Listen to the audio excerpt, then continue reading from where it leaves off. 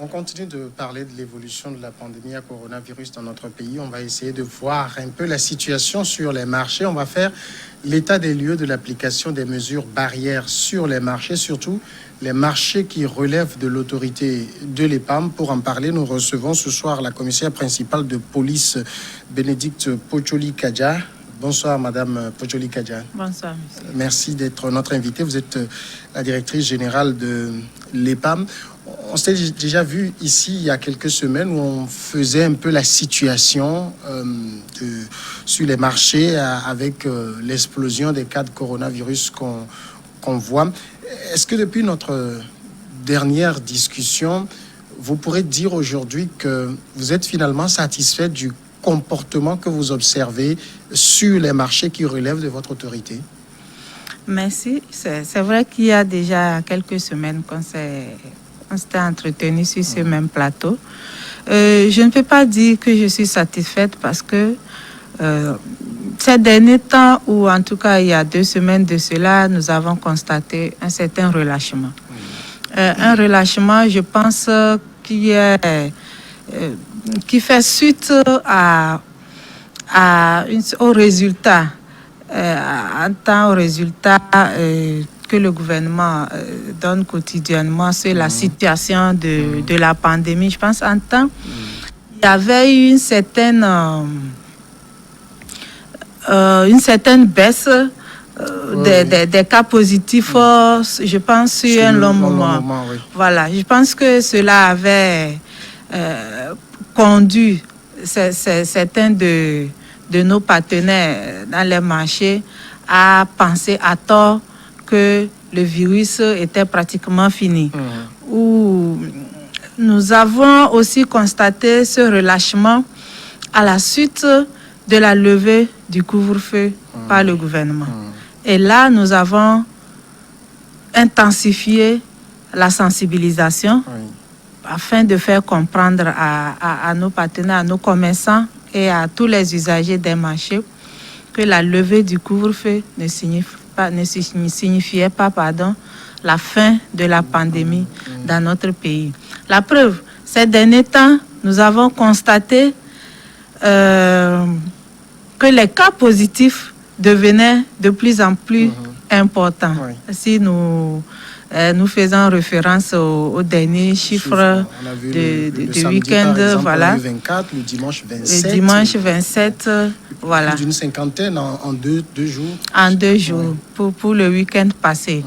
Alors, actuellement, ce que nous faisons, c'est l'intensification de la sensibilisation sur la présence de la pandémie dans nos quartiers, dans nos marchés, dans nos rues, et partout, pour interpeller et encourager nos commerçants à l'application ou à l'adoption des gestes barrières.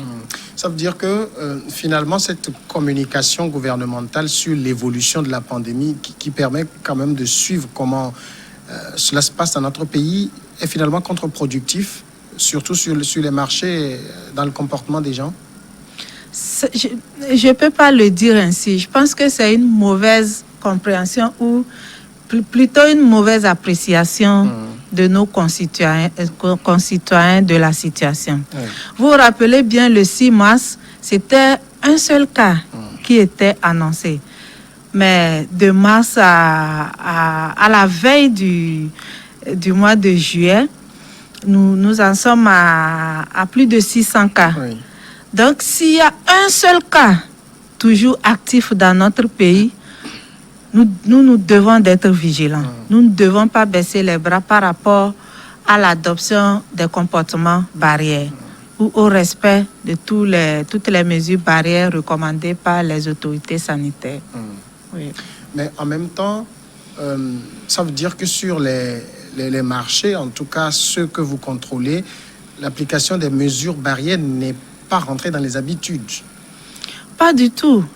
Pas du tout. Parce que si c'était rentré dans les habitudes, nous n'allons pas procéder au contrôle. Je me rappelle vous avoir dit sur ce plateau il y a quelques semaines que dans nos marchés, au début, la majorité n'avait pas du tout de cache-nez. Avec la sensibilisation, les gens ont fini, chacun a fini par avoir son cache-nez. Ils les mettent, à un moment, ils les baissent au niveau du menton. Et c'est lorsqu'ils aperçoivent nos contrôleurs, que le premier à avoir vu un contrôleur donne la lettre. Et donc, ceux qui ne portaient pas les masques correctement, les réajustaient aussitôt pour éviter les sanctions. Si nos commerçants se comportent ainsi, je pense qu'ils n'ont pas compris l'importance du port de cache-nez.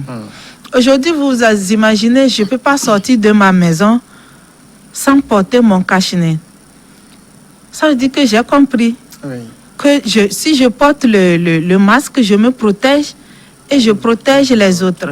C'est cette compréhension que nous attelons à faire, à adopter nos commerçants. Nous voulons qu'ils puissent comprendre l'importance et la nécessité, et de façon ponctuelle ou de façon naturelle, qu'ils puissent porter les cache-nez partout, en dehors des marchés, aussi bien dans nos marchés qu'en dehors des marchés, dans les rues.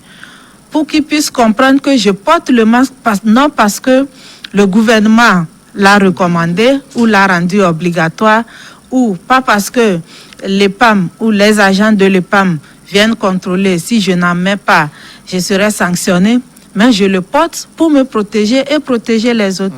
C'est pour cela que nous continuons la sensibilisation dans nos marchés. Mais il y a quand même les sanctions qui continuent. Alors, comment se fait-il que ce relâchement peut encore s'observer quand les sanctions sont là? Oh, vous savez, aujourd'hui, si vous constatez, le gouvernement a rendu le port de cache-nez obligatoire sur toute l'étendue du territoire.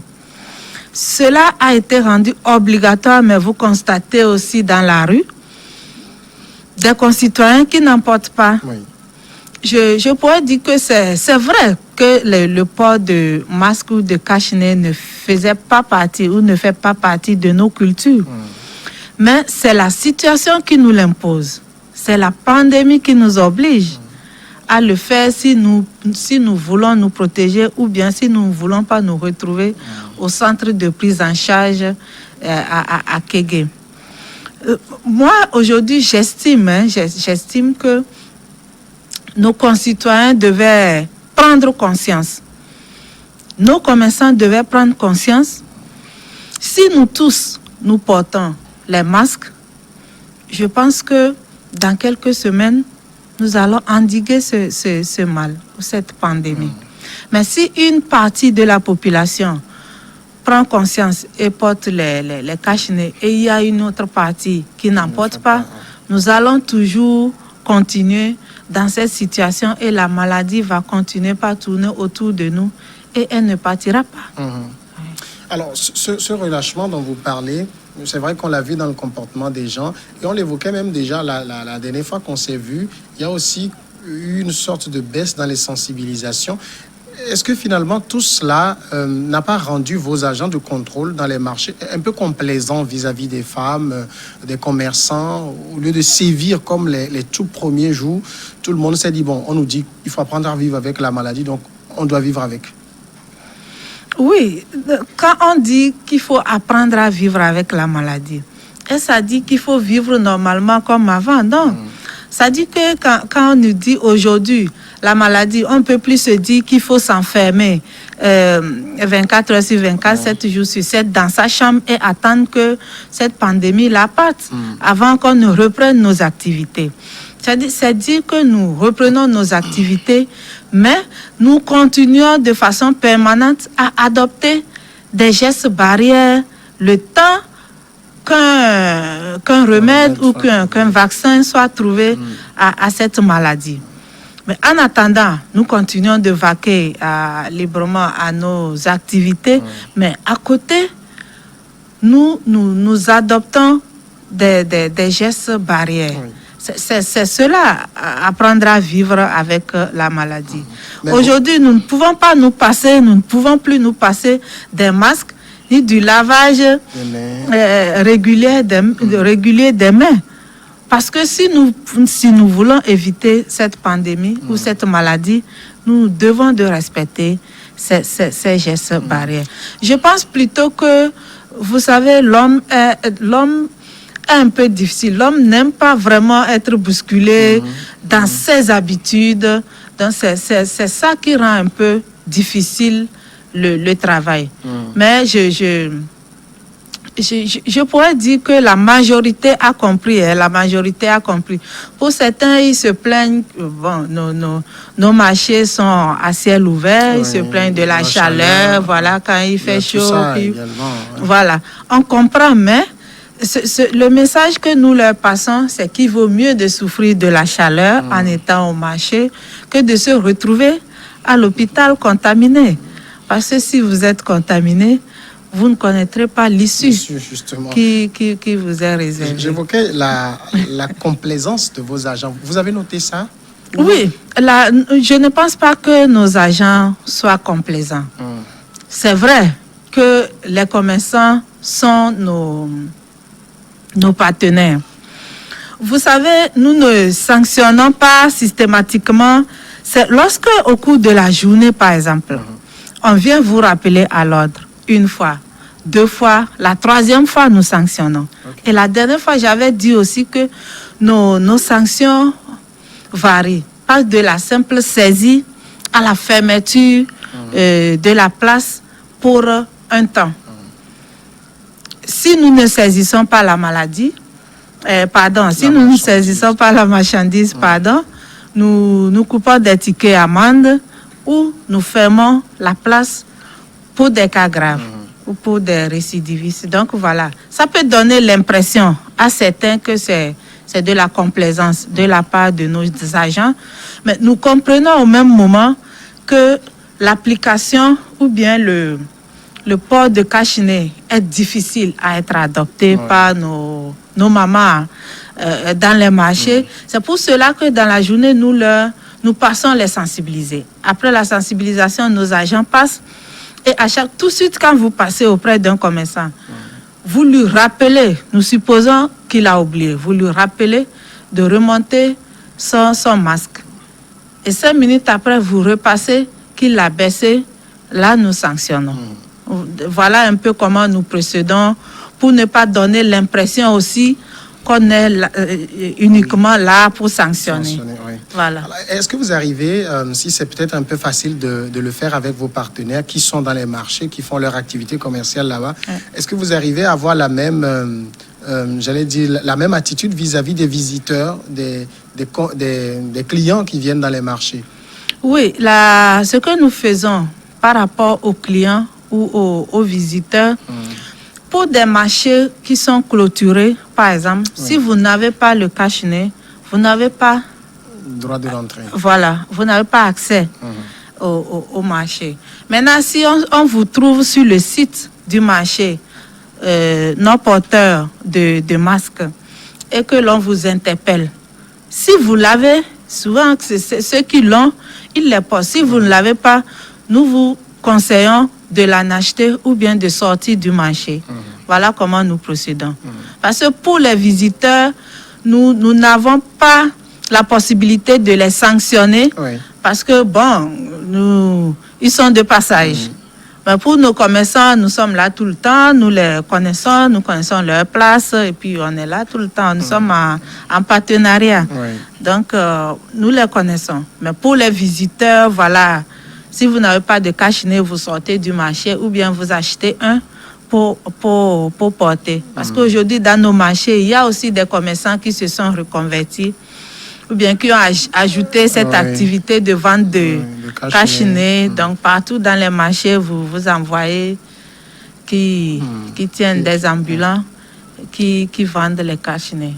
Vous nous avez dit l'autre fois qu'il y a 8 marchés qui relèvent de votre autorité, c'est ça? Oui.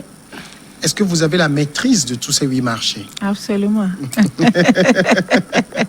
C'est-à-dire, quand je parle avant le 1er avril, nous en avions une trentaine sous notre gestion et nous les avions sous la main. c'est pas les 8 marchés qui vont nous échapper. Les 8 sont tous clôturés? Non. À Daolato, par exemple, communément appelé Asigame, voilà. C'est pas clôturé. Et ça fait partie des marchés un peu difficiles aussi à maîtriser parce qu'il n'y a pas une seule entrée. Bon, c'est un peu compliqué, mais nos équipes circulent quand même en dehors de la sensibilisation pour attirer l'attention ou interpeller les gens sur le port de masque. Là, c'est compliqué parce que vous pouvez lui dire de sortir du marché, mais dès qu'il vous n'allez pas le suivre jusqu'à voilà, parce que le marché est tellement vaste. Il peut vous quitter, mais se retrouver de l'autre côté. Est-ce que devant les... Bon, peut-être hormis à Daolato, où tout le monde sait que là, c'est très compliqué parce qu'il y a 1001 entrées dans ce marché. Est-ce que pour les autres, par exemple, l'EPAM a réussi à mettre à l'entrée, en tout cas pour ceux qui sont clôturés, ces dispositifs de lavage de mains qui sont devenus très indispensables aujourd'hui dans la lutte? Oui, tous nos marchés sont équipés à dispositifs de lavage de mains. Même nos marchés qui sont débordés. Je prends l'exemple du marché de Gbossime. L'ancien site du marché est aujourd'hui débordé. Quand vous allez à Gbossime, il y a plus de commerçants tout autour de la petite clôture du marché qu'à l'intérieur. Voilà. Mais nous avons réussi à poser les DLM dans tous nos marchés et à tous les coins. C'est pas clôturé, mais nous avons fourni les marchés en DLM. Alors, ce que nous avons fait pour réussir un peu, c'est que nous avons impliqué les associations des commerçants. Nous avons des comités de gestion, des comités des commerçants qui sont constitués des associations des différents secteurs d'activité du commerce. Par exemple, les revendeurs de tomates sont en association, les bouchers, les revendeurs de piments, les revendeurs de produits de beauté, ainsi de suite, qui se fusionnent pour élire un comité qui chapeaute toutes les autres activités par secteur d'activité. Donc, c'est avec ces comités que l'EPAM travaille. Donc, nous avons réussi à impliquer les responsables des commerçants. C'est ça qui fait que dans nos marchés, en dehors de nos agents qui font la sensibilisation et le contrôle, les commerçants ou les responsables des commerçants aussi nous appuient. Oui, nous appuient dans cette sensibilisation et ce contrôle. C'est pas facile, les informations qui nous reviennent. C'est pas facile entre eux, mais bon, ils arrivent quand même à nous aider. Parce que l'important, c'est de faire comprendre aux commerçants la nécessité ou l'importance du port des masques. Est-ce que c'est ces comités-là qui vous appuient dans ces tâches qui sont, par exemple, chargées? Là, je vais évoquer un problème spécifique dont nous avons eu connaissance, c'est que vous arrivez à certains marchés, vous avez bien le dispositif de lavage de mains. Parce que même si vous portez le masque, il faut régulièrement se laver les mains. Vous avez bien le dispositif, mais il n'y a pas d'eau dedans. Et finalement, on ne sait plus qui est responsable. Comment c'est organisé? D'accord. Ça, ce sont des points à améliorer. Vous avez bien fait de l'évoquer. Ça nous permet d'être plus regardants sur ce côté. Dans nos marchés, en dehors, il y a les comités, mais dans chaque marché, il y a un bureau de l'EPAM. Et chaque marché est administré par un agent de l'EPAM que nous appelons communément responsable du marché. Ce sont eux qui sont responsables de l'approvisionnement des DLM à nous. L'administration de l'EPAM a bien entendu pris des dispositions par rapport à ça, mais les responsables du marché, par exemple, ont sous leur responsabilité des vigiles, des collecteurs, donc qui les aident dans cette tâche. En plus de ça, il y a le comité des femmes, des commerçantes, comme j'ai dit, qui nous appuie également. Mais toutes ces tâches sont coordonnées par le responsable du marché, qui est un agent de l'EPAM. Oui. D'accord. Alors, il y a un autre point également qui est important. Au niveau de l'État, on annonce la réouverture imminente des frontières. Et on sait que quand les frontières vont s'ouvrir, on va voir beaucoup d'étrangers affluer vers les marchés. Est-ce que c'est une situation que vous appréhendez avec inquiétude?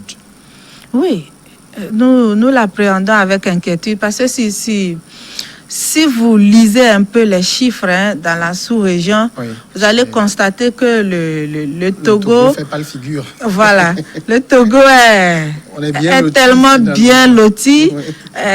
par rapport aux États limitrophes, aux pays Le Ghana a limitrophes. plus de 18 000 cas. Voilà, le Bénin a aussi. passé le cap des 1000 depuis. Voilà, le Bénin nous a dépassé, le Burkina depuis. Largement, oui. Voilà, alors que nos marchés, ou surtout nos grands marchés, sont animés aussi par les étrangers. C'est une situation qui nous interpelle. Il y a 2 semaines de cela, le ministre du tutelle, le ministre en charge de l'administration territoriale nous avait réunis avec les maires afin qu'on puisse discuter des dispositions complémentaires qu'on devait prendre pour renforcer nos dispositifs de contrôle, de sensibilisation par rapport aux mesures d'ouverture, de réouverture des frontières. Nous sommes conscients que bientôt, après la réouverture des frontières, nos marchés seront davantage afflués. Donc, nous avons pris des dispositions. J'ai toujours dit, c'est la sensibilisation qui peut vraiment nous amener à vaincre cette maladie. Donc, nous continuons par intensifier la sensibilisation, surtout pour la réouverture des frontières. Bon, on ne sera pas qu'entre nous, Togolais, mais bon, on aura... Mais là, ça va être plutôt assez difficile parce que si on remarque que c'est déjà difficile pour nous, entre Togolais ici, pour que certains puissent appliquer les mesures, il y en a beaucoup qui n'en font qu'à leur tête. Quand on va avoir d'autres, ça va être plus compliqué. Oui, c'est pour cela que nous restons plus vigilants dans les marchés. Parce que vous savez, nous sommes également conscients que les étrangers qui viendront animer le marché, s'ils viennent au marché et qui se rendent compte que tous les commerçants du marché sont porteurs de cache-nez, ils seront ils ne pourront pas ne pas les porter. Donc voilà, c'est pour cela que c'est très important pour nous-mêmes de les porter pour pouvoir obliger les autres à le faire.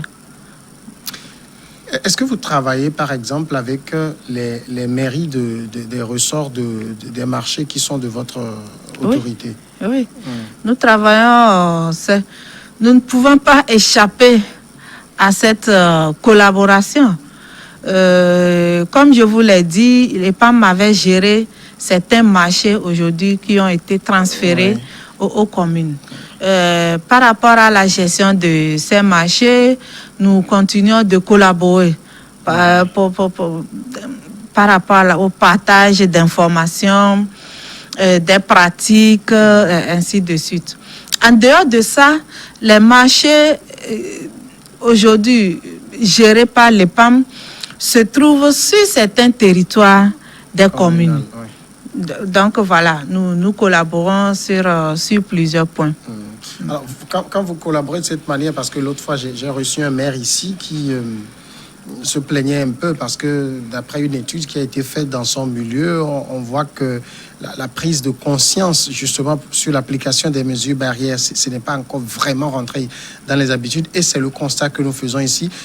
Est-ce que vous envisagez faire des sensibilisations en commun avec eux dans les marchés et tout, ou bien vous faites votre truc à vous, eux aussi ils font le leur?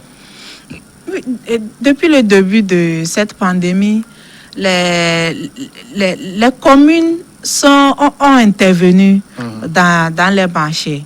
Ils sont passés sensibilisés. En plus de ce que nous faisons, les mairies se sont organisées pour faire la sensibilisation également dans les marchés. Les mairies ont fait des dons de cache-nez aux commerçants dans certains marchés, ils ont intervenu. Ils nous ont également aidé à sensibiliser les gens sur le lavage des mains, comme nous l'avons dit. Et puis, ils nous ont appuyé aussi en DLM. Vous savez, c'est une situation qui concerne nous tous. Personne n'est épargné. Ce n'est pas une affaire du gouvernement, une affaire de l'EPAM, une affaire des mairies. C'est ce que nous disons également à nos commerçants. C'est une affaire de nous tous.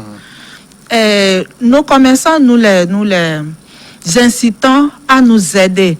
Pas seulement les responsables. Si vous êtes commerçant et que vous, à côté de vous, vous avez votre voisine ou votre voisin qui ne porte pas le cache-nez, vous avez cette responsabilité de le rappeler à l'ordre. Mais s'il ne vous écoute pas, alors vous avez la responsabilité de saisir EPAM ou la mairie. Oui. Alors, je vais vous poser les dernières questions.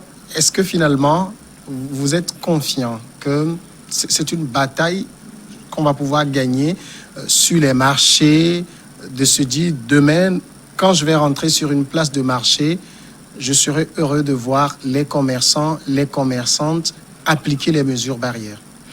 Oui, moi je dirais que nous avons gagné une guerre. Nous avons gagné une guerre. Vous vous rappelez au début de cette pandémie, dans la sous-région, des marchés ont été fermés. Oui. Mais l'État togolais ou le gouvernement togolais, dans sa stratégie, n'a pas jugé bon de fermer les marchés. Au départ, si on suivait sur les chaînes, des concitoyens se plaignaient de la non-fermeture des marchés vu le nombre pas le nombre de cas, mais le nombre de visiteurs ou les marchés étant des lieux de forte affluence. Les gens, certains se plaignaient par panique ou par peur. Certains se plaignaient pourquoi les marchés n'étaient pas fermés autres. Mais aujourd'hui, vous pouvez convenir avec moi que nous n'avons pas connu l'hécatombe. Malgré la non-fermeture des marchés dans notre pays, dans la sous-région, nous sommes très bien positionnés par rapport à la riposte contre cette pandémie. Je pense que c'est une stratégie et le gouvernement est à féliciter pour ça parce que sa stratégie a vraiment marché. Et dans les marchés, on n'a pas connu des cas. Donc, je dirais que le gouvernement avait pris la mesure de la chose très tôt. Ça fait que nous avions mis des dispositifs de lavage de mains dans les marchés très tôt. Nous avions commencé la sensibilisation très tôt. Je pense que ça a payé. Et cela doit nous permettre à aller de l'avant. C'est pour cela que nous ne devons pas baisser les bras. Nous devons continuer la sensibilisation. Et la discipline, seule la discipline pourra nous aider à gagner la bataille. Ce sera votre mot de fin, Madame Pocholi Kadia-Bénédicte. Merci d'être passée répondre à nos questions. Merci à vous. Vous êtes commissaire principale de police et directrice générale de l'EPAM. Voilà qui nous amène à une pause et on revient après le journal pour passer à Regard croisé.